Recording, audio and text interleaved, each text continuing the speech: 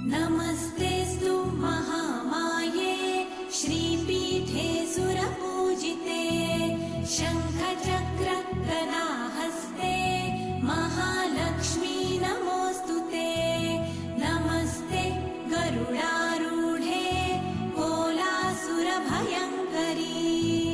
सर्वपाप हरे देवी महालक्ष्मी नमोऽस्तुते। महादेव्यै च विद्महे विष्णुपत्न्यै च धीमहि तन्नो लक्ष्मी प्रचोदयात्।